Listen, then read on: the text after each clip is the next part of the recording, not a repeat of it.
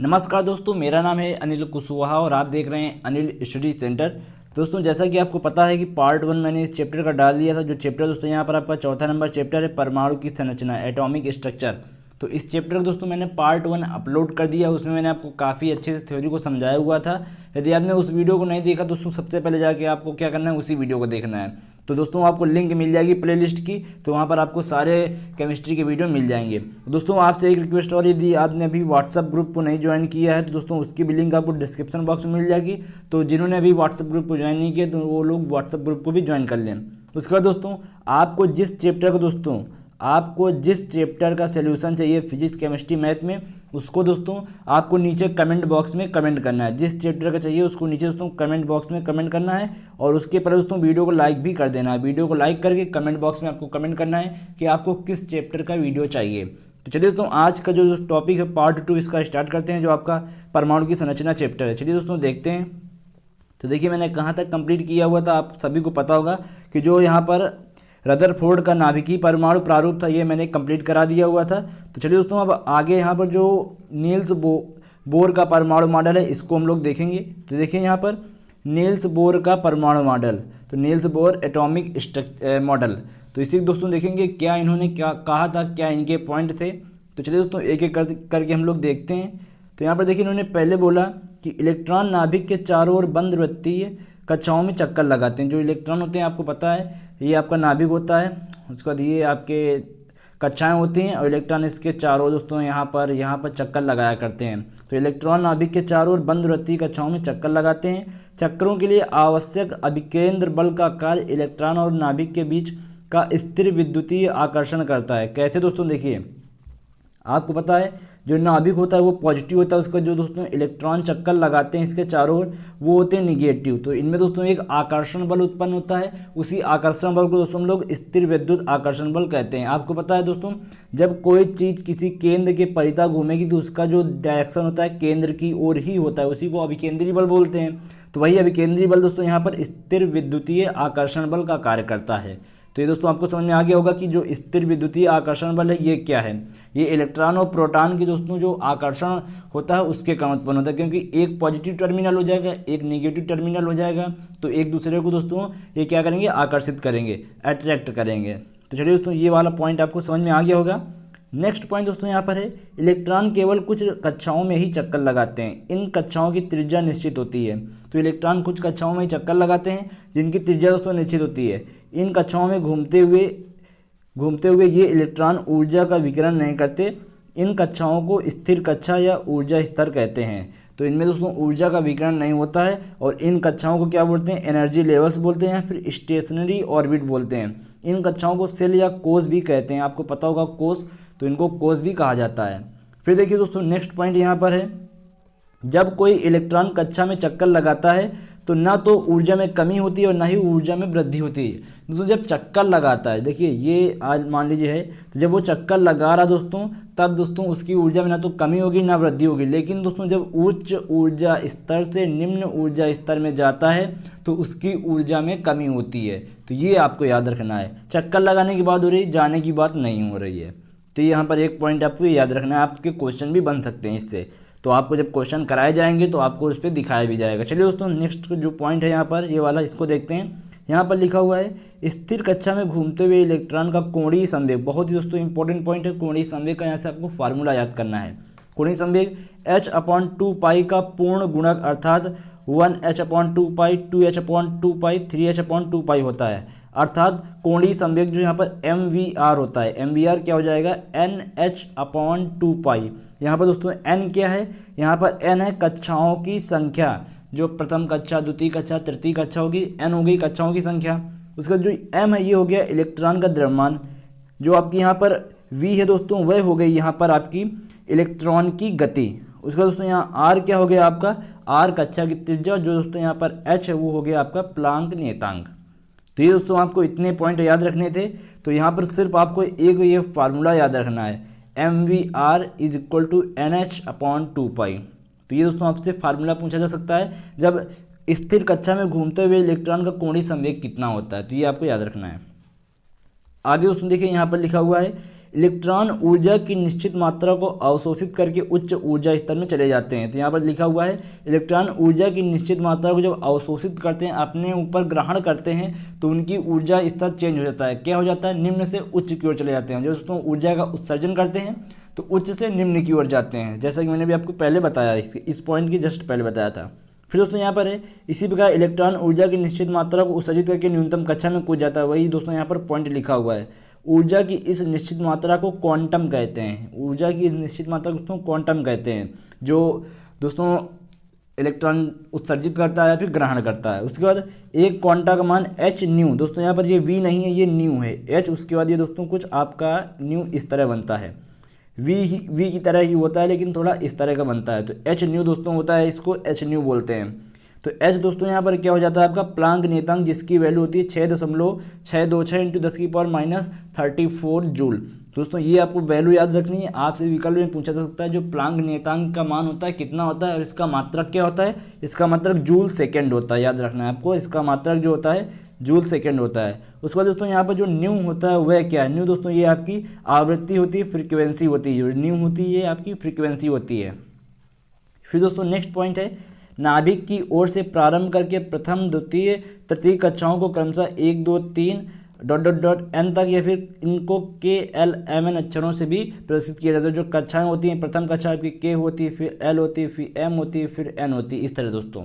तो वही यहाँ पर बोला गया है। तो ये दोस्तों हो गया जो इन्होंने यहाँ पर दिया था, जो अपना परमाणु मॉडल, एटॉमिक मॉडल जो नील्स बोहर ने दिया था। तो ये दोस्तों आपको नील्स बोहर का परमाणु मॉडल समझ में आ गया होगा। अब देखिए यहाँ पर एक सोमरफील्ड का परमाणु मॉडल है दोस्तों, इसको आपको अपने मन से पढ़ना है, अपनी जो बुक है उससे देख लेना है, या फिर दोस्तों आपको यहाँ से इसका स्क्रीनशॉट ले लेना है, क्योंकि दोस्तों ये वाला आपके लिए उतना इम्पोर्टेंट, अकॉर्डिंग टू मी उतना इम्पोर्टेंट नहीं है। तो इसलिए दोस्तों इसमें हम लोग अपना टाइम नहीं व्यर्थ करेंगे। तो इसका आप स्क्रीनशॉट ले सकते हैं यदि आप लेना चाहते हैं। यदि आप अपनी बुक से पढ़ना चाहते हैं बुक से भी पढ़ सकते हैं, या फिर दोस्तों यदि आप लोग बोलेंगे तो व्हाट्सअप ग्रुप पे भी मैं सेंड कर दूंगा। तो आप लोग इसके लिए दोस्तों यदि आपने यहाँ तक वीडियो देखा होगा तो व्हाट्सअप ग्रुप पे आपको मिल जाएगा।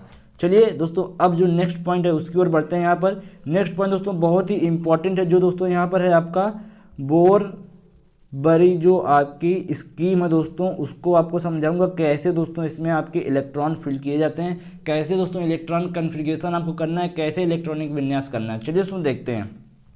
तो पहले यहाँ पर कुछ पॉइंट जो इनके दिए गए हैं उनको दोस्तों देखेंगे। परमाणु की कक्षाओं में इलेक्ट्रॉनों का वितरण, बोर बरी योजना, distribution of electrons in the orbits of the atom, bore बरी स्कीम। तो देखिए सबसे पहले इसको याद रखना है कब दोस्तों बोर बरी स्कीम दी गई थी। तो 1921 में। तो 1921 आपको याद रखना है 1921 में जो बोहर बरी योजना दी थी वह दी गई थी। उसके बाद दोस्तों यहाँ पर है क्या लिखा हुआ है, बोहर बरी ने 1921 ईस्वी में विभिन्न कक्षाओं में इलेक्ट्रॉनों के वितरण के निम्न निर्देश दिए थे या फिर निम्न नियम दिए थे।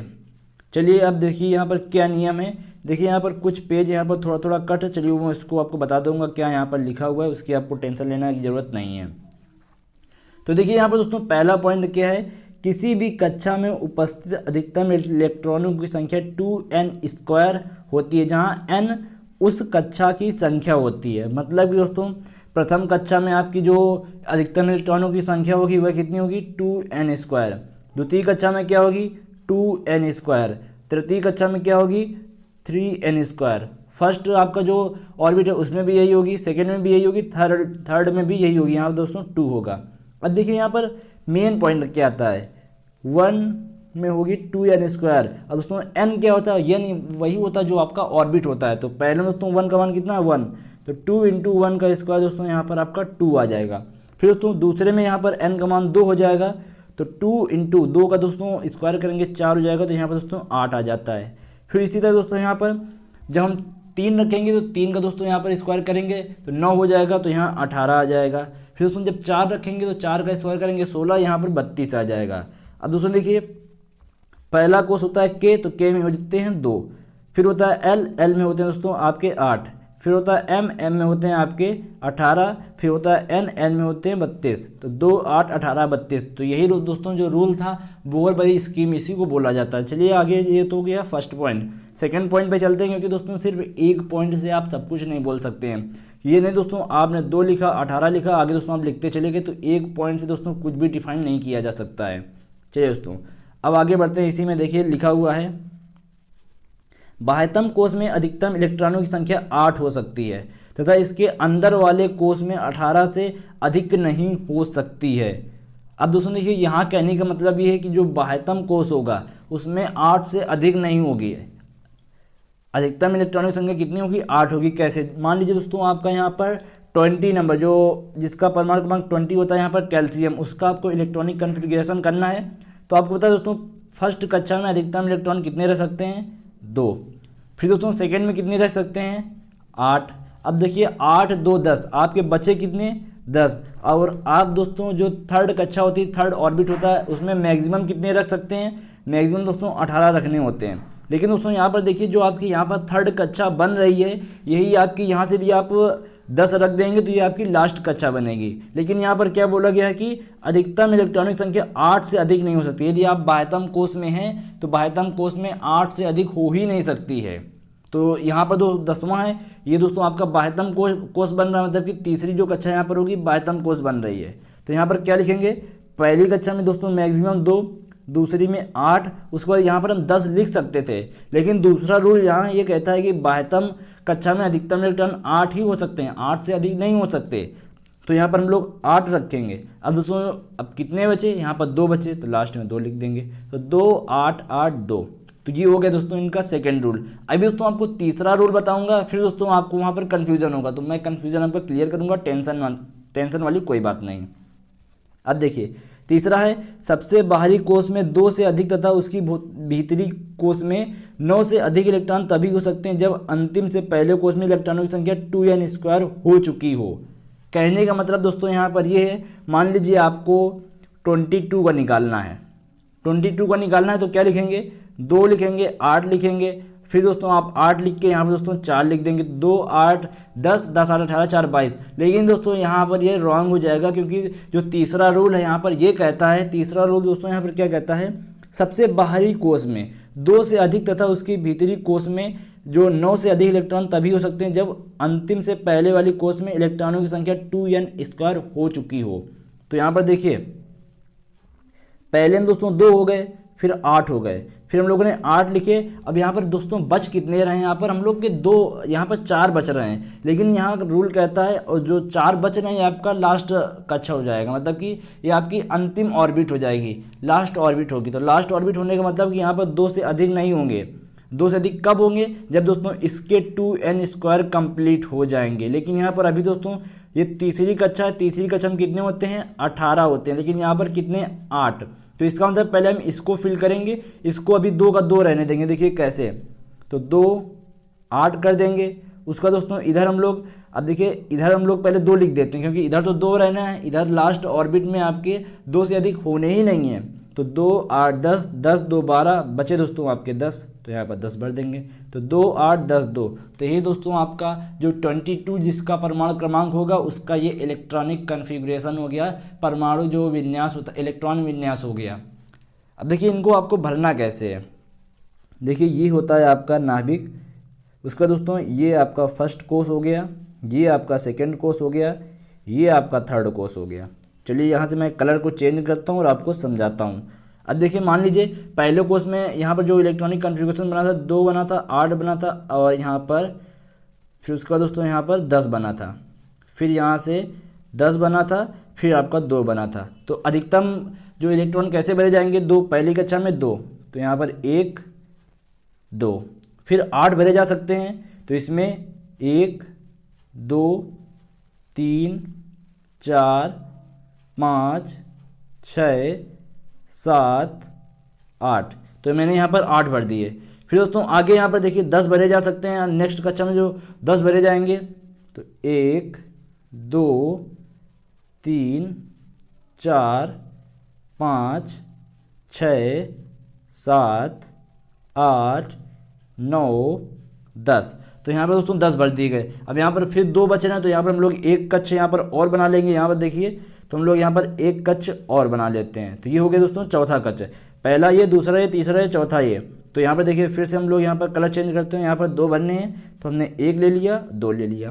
तो दोस्तों इस तरह आपका ये बोहर बरी स्कीम द्वारा इलेक्ट्रॉनिक कॉन्फ़िगरेशन होता है।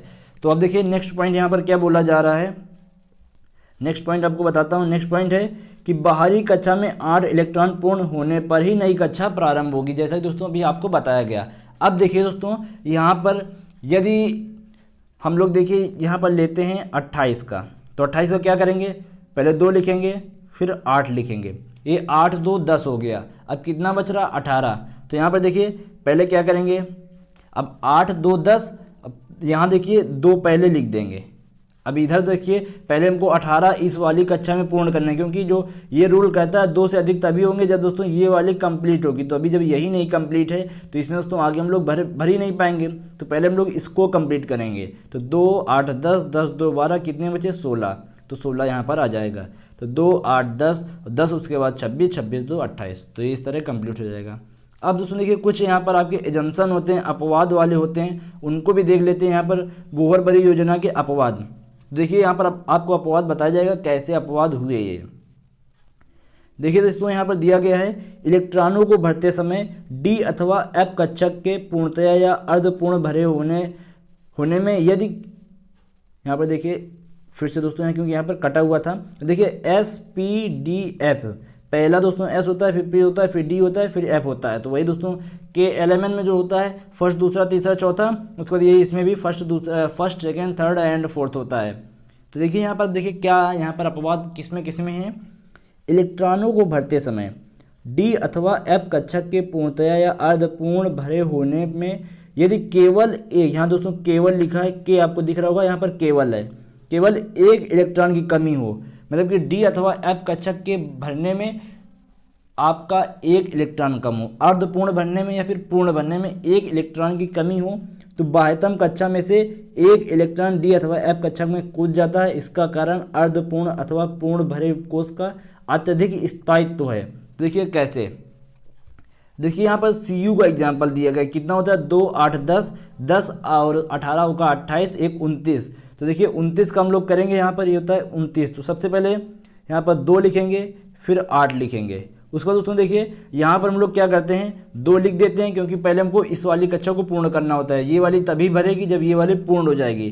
तो 2 8 10 10 2 12, आपके बचे कितने यहाँ पर दोस्तों, बचेंगे आपके यहाँ पर 17। तो यहाँ पर जो रियल होना चाहिए ये होना चाहिए, लेकिन दोस्तों यहाँ पर क्या कहा जा रहा है कि डी अथवा एफ, तो यहाँ पर ये डी एस ये हो गया, पी ये हो गया, डी ये हो गया, एफ ये हो गया। तो यहाँ पर अभी हम लोग किसकी बात करेंगे, यहाँ पर डी की बात करेंगे। तो यहाँ पर दोस्तों कहा जा रहा है कि यदि डी अथवा एफ कक्षक के पूर्णतया या अर्धपूर्ण भरे होने में यदि केवल एक इलेक्ट्रॉन की कमी हो, तो यहाँ कितने हैं 17, कितना कम है एक इलेक्ट्रॉन कम है, पूरे भरने में कितना 18 में कितना कम है 1 17। तो यहाँ पर वही बोला जा रहा है कि यहाँ से ये जो आपका एफ कक्षक है इसका इलेक्ट्रॉन कूद के किस में आ जाता है, इसके पहले वाले कक्षक में, कितना हो जाएगा 2 8 18 1। तो यही दोस्तों आपका इसमें एजम्पशन है, यही इसमें आपका अपवाद है कि जहाँ 2 होने चाहिए वहाँ 1 हो जाता है और इसका 18 कर दिया जाता है। क्यों, जब दोस्तों आपका 1 कम होता है तो इसी तरह दोस्तों होता है, ये आपको याद रखना है। फिर देखिए क्रोमियम का भी देखेंगे हम लोग। यहाँ पर क्रोमियम का देखिए क्या लिखा हुआ है। क्रोमियम का दोस्तों यहाँ पर 2 है, उसका दोस्तों 8 है, यहाँ पर 8 मिसिंग है, तो 2 यहाँ 8 लिख देता हूँ। 2 8 13 1, तो 8 2 10 10 13 23 1 24 होता है। क्रोमियम दोस्तों कितना होता है, Cr का जो परमाणु क्रमांक होता है 24 होता है। तो इसका दोस्तों क्या होना चाहिए 2 8, उसके बाद आपको 2 आगे लिख देना है। अब यहाँ वाला भरना है, क्योंकि दोस्तों जो आपका थर्ड रूल यही कहता है कि दोस्तों 2 से ज़्यादा तब तक आगे नहीं भरेंगे जब तक ये वाला कंप्लीट नहीं हो जाएगा। तो देखिए ये कब कंप्लीट होगा, 2 8 10 10 2 12, कितने बच रहे हैं यहाँ पर दोस्तों, यहाँ पर 8 2 10 10 2 12, तो यहाँ पर आपके बचे 24 में यहाँ पर आपके दोस्तों 12 बचे, तो हमने यहाँ पर 12 भर दिया। तो जो आपका रियल अकॉर्डिंग टू दोस्तों जो बोहर बरी स्कीम है उसके अनुसार ये होना चाहिए 2 8 12 2।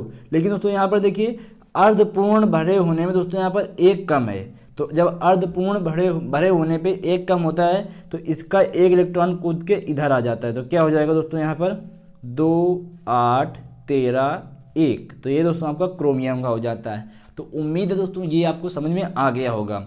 अब दोस्तों बात कर लेते हैं कि जब दोस्तों ये जो लास्ट कक्षा हम 2 बार भर रहे हैं ये ज़्यादा कब होगा। तो दोस्तों जैसे हम लोग यहाँ पर 30 ले लें तो क्या होगा, 2 होगा 8 होगा तो 10 हो गए। उसके बाद देखिए यहाँ पर 18 ले लें तो कितना हो जाएगा, 2 8 10 28। उसके बाद ये दोस्तों 23, ये पूरा कंप्लीट हो गया। तो 2 8 10 10 8 18, 10 और 18 28, 28 2 23। तो दोस्तों अब ये दोस्तों यहाँ पर कंप्लीट हुआ। अब दोस्तों जब 31 का लेंगे तो हम लोग यहाँ पर 3 कर देंगे, क्योंकि दोस्तों इसके पहली वाली कक्षा में 2n² इलेक्ट्रॉन कंप्लीट हो चुके हैं। यदि यहाँ पर 18 से कम होते तो हम लोग पहले इसी को भरते, लेकिन यहाँ 18 कंप्लीट हो गए तो अब आगे इसको भरेंगे। अब दोस्तों फिर आगे यही रूल यहाँ जो कहा गया था कि 18 से अधिक नहीं हो सकती, ये 18 से अधिक नहीं हो सकती, तो जब तक दोस्तों ये वाला नहीं भर जाएगा बाद में ये आपके 18 से अधिक होंगे। तो ये आपको समझ में आ गया होगा। तो ये दोस्तों थी आपकी बोहर बरी स्कीम। देखते हैं वीडियो कितने मिनट का हो चुका है। वीडियो दोस्तों लगभग 20 मिनट का हो चुका है। चलिए दोस्तों अभी आगे हम लोग और देख सकते हैं। तो उम्मीद है दोस्तों यदि बोहर बरी आपको समझ में आ गया होगी। यदि आपको समझ में आ गया है तो वीडियो को दोस्तों लाइक ज़रूर कर दीजिए। यदि आपको अभी तक नहीं आता था अब आ गया है तो वीडियो को लाइक ज़रूर करें, वीडियो को लाइक ज़रूर करें और कमेंट में भी लिखें कि यदि हमको समझ में आ गया। चलिए अब आगे बढ़ते हैं। अब आगे दोस्तों यहाँ पर देखिए लिखा हुआ है कक्षकों में इलेक्ट्रॉनों को भरने में प्रयुक्त नियम। कौन कौन से नियम होते हैं जो कक्षकों में इलेक्ट्रॉन को भरने में प्रयुक्त होते हैं। देखिए यहाँ पर कुछ नियम दिए गए हैं। पहला है पाउली अपवर्जन का नियम, पाउली एक्सक्लूजन प्रिंसिपल, फिर हुंस रूल और अफबाउ प्रिंसिपल। देखिए आपके लिए ये उतना इम्पोर्टेंट नहीं है, सिर्फ आपको यहाँ पर इनको बता दी जाएगा इनका क्या यूज है। अब जब दोस्तों आप पॉलिटेक्निक के फर्स्ट सेमेस्टर में एडमिशन लेंगे तब दोस्तों इनको आपको विस्तार से पढ़ना होगा। तो चलिए अभी आपको जो इनका सिंपल सा प्रयोग है, यूज है, वो मैं आपको बता देता हूँ। यहाँ पर लिखा हुआ है पाउली अपवर्जन का सिद्धांत। देखिए इसका क्या यूज होता है। इस सिद्धांत के अनुसार एक कक्षक में अधिकतम 2 इलेक्ट्रॉन रह सकते हैं, लेकिन उनके चक्रण की दिशा एक दूसरे के विपरीत होनी चाहिए। जब दोस्तों आप क्वांटम संख्या पढ़ेंगे या फिर पढ़े होंगे शुरुआत में, तो देखिए उनमें इस तरह दोस्तों जो कक्षक बनते थे, तो वहाँ पर देखिए एक कक्षा में मैक्सिमम कितने इलेक्ट्रॉन भर सकते थे, 2। एक चलिए आपको थोड़ा बड़ा बना के दिखाता हूँ और इसका कलर भी चेंज करता हूँ जिससे आपको समझ में अच्छे से आए। तो देखिए इस तरह बनाते थे 2 3 4, इस तरह 4 बना लेते थे। तो दोस्तों एक यदि ऊपर को बढ़ते थे, चले पहले मान लीजिए हमने एक समय भर दिया, तो यहाँ पे देखिए वही बोला गया है कि एक कक्षा में अधिकतम 2 इलेक्ट्रॉन हो सकते हैं। तो 2 जब 2 होंगे उसके बाद यहाँ पर लिखा गया चक्रण की दिशा एक दूसरे के विपरीत होती है। दूसरा जो बढ़ते थे इस तरह बढ़ते थे दोस्तों, इस तरह मतलब कि जस्ट विपरीत बढ़ते थे। तो यही दोस्तों यहाँ पर पाउली अपवर्जन का सिद्धांत नियम है कि एक कक्षा में अधिकतम कितने इलेक्ट्रॉन, 2 इलेक्ट्रॉन रह सकते हैं। उसका जो चक्रण की दिशा होगी दोस्तों वह विपरीत होती है। तो यही दोस्तों यहाँ पर पाउली ने बताया हुआ था। तो ये हो गया पाउली अपवर्जन का जो सिद्धांत है, पाउली एक्सक्लूजन प्रिंसिपल। अब दोस्तों आगे बढ़ते हैं हुंड का नियम। देखिए हुंड ने क्या बताया हुआ था। इन्होंने बोला इस नियम के अनुसार किसी भी उपकोष या सबसेल में इलेक्ट्रॉनों का युग्मन केवल उस समय प्रारंभ होता है जब प्रत्येक कक्षा में पहले एक इलेक्ट्रॉन आ जाएगा। तो देखिए इलेक्ट्रॉनों के युग्मन का मतलब ये है, मान लीजिए ये आपके 4 आपके सेल दिए हुए हैं, सब सेल दिए हुए हैं। तो एक हमने यहाँ भर दिया, एक यहाँ भर दिया, एक हमने इलेक्ट्रॉन यहाँ दे दिया, एक इलेक्ट्रॉन यहाँ दे दिया। तो आगे ये बोलते हैं कि किसी भी कक्षा में एक से अधिक इलेक्ट्रॉन तभी होंगे जब दोस्तों सब सेल में एक इलेक्ट्रॉन फिल हो जाएगा। तो यहाँ पर सभी में एक हो गया है। अब दोस्तों यदि हमारे पास मान लीजिए 7 या 6 या 8 इलेक्ट्रॉन हैं तो अब क्या करेंगे, ये 1 2 3 4 हो गए, तो 5वां भरा, 6वां भरा, 7वां भरा, 8वां भरा। तो युग्मन तभी होगा, युग्मन मतलब कि डबल तभी होंगे जब दोस्तों सभी कक्षाओं में एक फिल हो जाएगा। तो यही दोस्तों यहाँ पर हुंड ने बताया हुआ था। अब देखिए अफबाउ को देखते हैं दोस्तों। देखिए यदि आपको अफबाउ प्रिंसिपल आता है तो आपको बोहर बरी स्कीम आपको आसानी से निकालनी आ जाएगी। तो चलिए दोस्तों अब अफबाउ का देखते हैं हम लोग। इसमें भी हम लोग ज़्यादा विस्तार से नहीं जाएंगे क्योंकि आपके वाले में अफबाउ का ज़्यादा यूज नहीं किया गया है। देखिए यहाँ पर लिखा हुआ है इस नियम के अनुसार ऊर्जा की तटस्थ अवस्था में परमाणु अल्पतम ऊर्जा वाले उपकोष में प्रवेश करते हैं। इस नियम से परमाणु में प्रवेश पाने वाले इलेक्ट्रॉन द्वारा ग्रहण की जाने वाली ऊर्जा के स्तर का निर्धारण होता है। इस नियम के अनुसार इलेक्ट्रॉन उपकोषों के ऊर्जा स्तर में निम्न क्रम में प्रवेश करते हैं। तो ये आपको क्रम याद रखना है। क्या दोस्तों यहाँ पर क्रम है 1s 2s 2p 3s 3p 4s 3d 4p 5s 4d 5p 6x 4f 5d 6p 7s। तो देखिए दोस्तों इसको हम आपको याद करने की ट्रिक बता देते हैं। उसका दोस्तों देखिए इनके सिर्फ आपको नंबर याद करना होगा। तो देखिए याद करने की ट्रिक क्या है यहाँ पर, ये है सास पास पास, दे पास, दे पास, फिर दे पास। तो देखिए आपको फिर से समझना है दोस्तों, यहाँ पर डबल एस आ रहे हैं तो ये सास हो गया, फिर पी और यस आ रहा तो ये पास हो गया, फिर पी एस आ रहा तो फिर से पास हो गया, फिर दोस्तों यहाँ पर डी पी एस आ रहा तो ये दे पास हो गया, फिर यहाँ पर देखिए यहाँ पर है दे पास, फिर डी पी एस आ रहा तो दे पास हो गया, एफ डी पी एस आ रहा तो फिर दे पास हो गया। तो इस तरह दोस्तों आपको ये रूल याद कर लेना है। तो उम्मीद है दोस्तों ये आपको रूल समझ में आ गया होगा। यहाँ पर ये जो एस है, पी है, डी है, एफ वही दोस्तों हैं जो आपकी कक्षक होते हैं, जो आपकी सेल होती हैं वही दोस्तों यहाँ पर ये एस पी डी एफ हैं। चलिए दोस्तों अब आगे बढ़ते हैं हम लोग। तो आगे दोस्तों यहाँ पर है क्वांटम संख्याएं। तो दोस्तों क्वांटम संख्याएं क्या होती है, अब इनको समझेंगे हम लोग।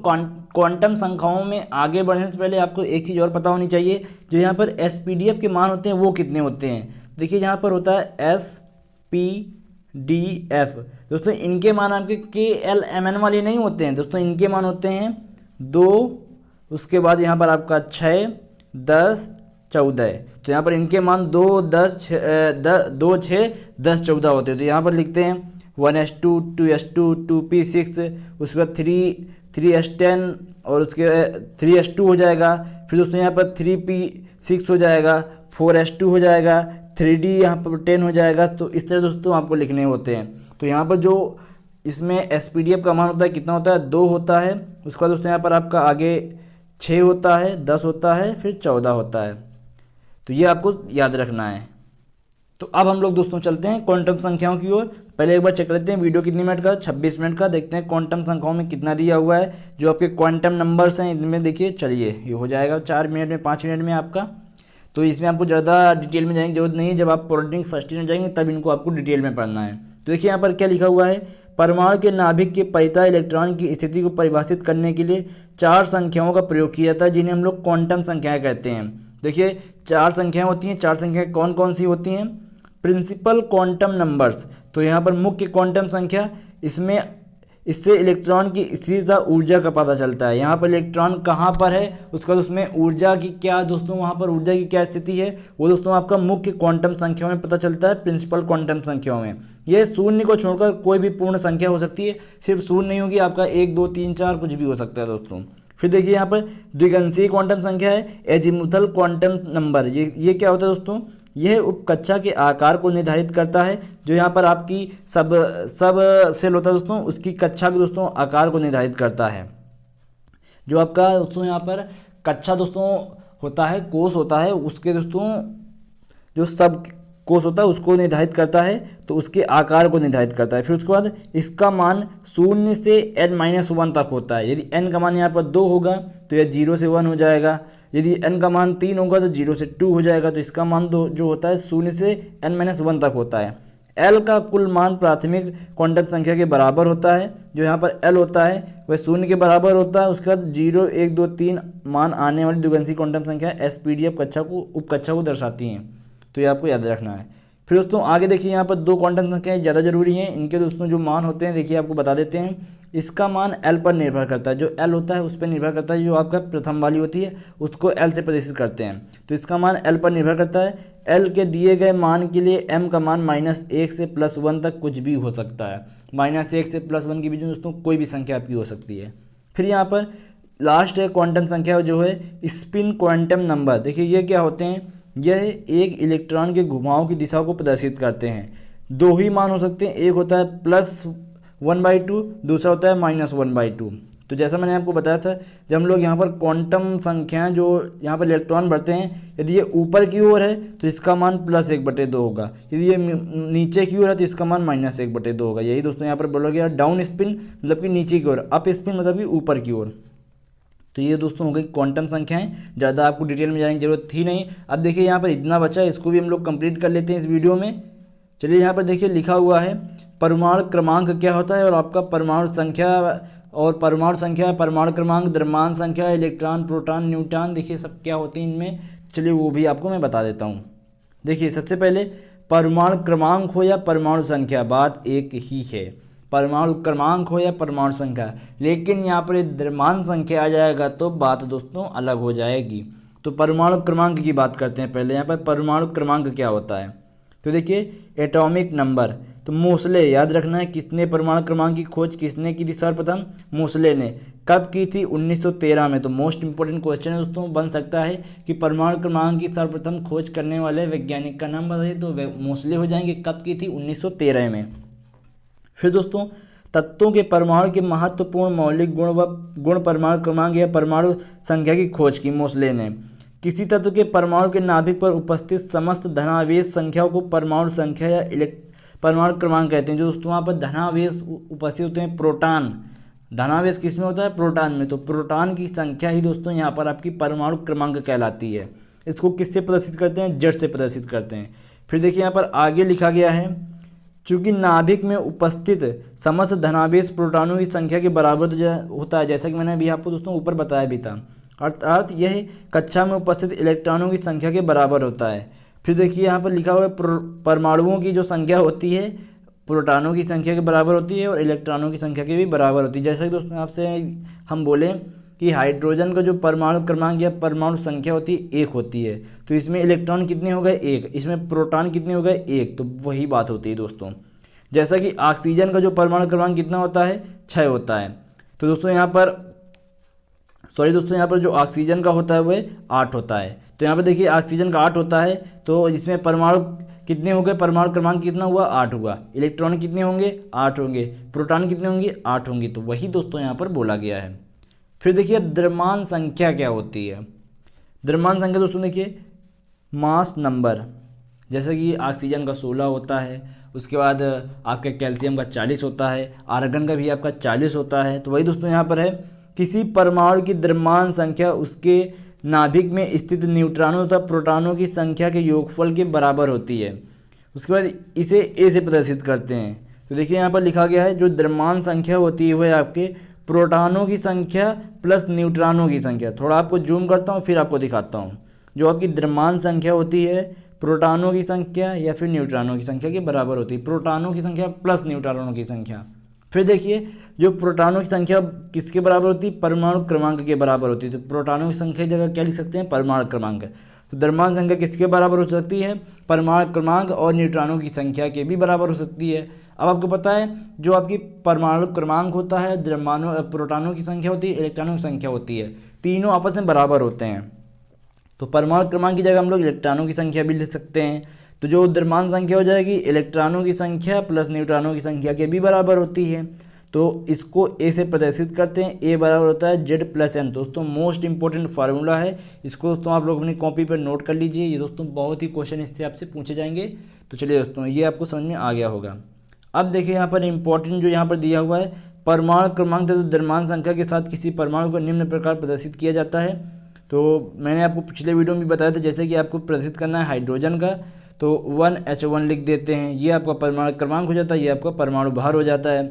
जैसे कि आपको यहाँ पर ऑर्गन या कैल्शियम का प्रदर्शित करना है, तो ऑर्गन का 19 होता है, AR यहाँ पर 40 कर दिया जाता है। कैल्शियम का लिखना है तो 20 होता है, Ca हो जाता है, उसके बाद ये आपका 40 हो जाता है। दोनों में सेम ही होता है क्योंकि ये संभारिक होते हैं। तो वही दोस्तों परमाणु क्रमांक आपका नीचे होता है, जो परमाणु भार या द्रव्यमान संख्या होती है आपके ऊपर होती है। तो याद रखना है, आपको कोई भी तत्व दिया जा सकता है और उसमें आपका पूछा जा सकता है, तो ये आपको याद रखना है दोस्तों। सॉरी गाइस, वापस जाना पड़ेगा। चलिए तो अब वापस आ गए हैं। तो यहाँ देखिए अब कुछ महत्वपूर्ण तथ्य दिए हुए हैं, तो इनको दोस्तों मैंने आपको बेसिकली बता दिया। सिर्फ आपको ये याद रखना है परमाणु की त्रिज्या कितनी होती है, इसका भार कितना होता है, नाभिक की त्रिज्या कितनी होती है। उसके बाद यहाँ पर आपको ये इंपॉर्टेंट पॉइंट है कि तत्वों में सबसे हल्का तथा छोटा हाइड्रोजन होता है। हाइड्रोजन आपका, क्योंकि इस बार जो परमाणु भार और जो परमाणु क्रमांक होता है एक ही होता है, सबसे छोटा होता है। फिर देखिए यहाँ पर बोला गया केवल हाइड्रोजन के परमाणु में ही न्यूट्रॉन अनुपस्थित होते हैं, इसमें न्यूट्रॉनों की संख्या नहीं होती, इसमें न्यूट्रॉनों की संख्या 0 होती है। क्योंकि दोस्तों आपको पता है कि जो न्यूट्रॉनों की संख्या होती है, फिर जो द्रव्यमान संख्या होती है, प्रोटॉनों की संख्या और न्यूट्रॉनों की संख्या के योग के बराबर होती है। ए बराबर होता है जेड प्लस एन। तो यहाँ पर ए का मान दोस्तों 1 होता है, जेड का मान भी 1 होता है, तो इसका मान अपने आप 0 हो जाएगा, तो इसमें अनुपस्थित होती है। तो वही यहाँ पर आपको बताया गया है। फिर यहाँ पर आपको संभारिक समस्थानिक के बारे में बताया गया है। फिर नीचे दोस्तों आपको संभारिक के बारे में बताया गया, जो मैंने आपको पिछले वीडियो में भी बता दिया था। तो चलिए दोस्तों, इस वीडियो में मैंने आपको पूरा थ्योरी पार्ट कवर करा दिया। अब नेक्स्ट वीडियो में अभ्यास प्रश्नमाला देखेंगे। तो आपको क्या करना है, उसके लिए वेट करना है। वीडियो का वेट करने के लिए आपको जब वीडियो अपलोड किया जाएगा तो नोटिफिकेशन कैसे आएगी आपके पास, जब आप चैनल को सब्सक्राइब करेंगे और बेल आइकन को दबाएंगे, ऑल पर क्लिक करना है आपको, जिससे सभी वीडियो की नोटिफिकेशन आए। तो चलिए दोस्तों, इस वीडियो में इतना ही रखते हैं। यदि आपने भी वीडियो को लाइक नहीं किया तो लाइक कर दीजिए, दोस्तों के साथ शेयर नहीं किया तो शेयर कर दीजिए, क्योंकि दोस्तों आपका जो शेयर है यह हमारे लिए और आपके दोस्तों के लिए बहुत ही इंपॉर्टेंट होगा। तो चलिए दोस्तों, इस वीडियो में फिलहाल अभी के लिए इतना ही। धन्यवाद दोस्तों, जय हिंद, वंदे मातरम।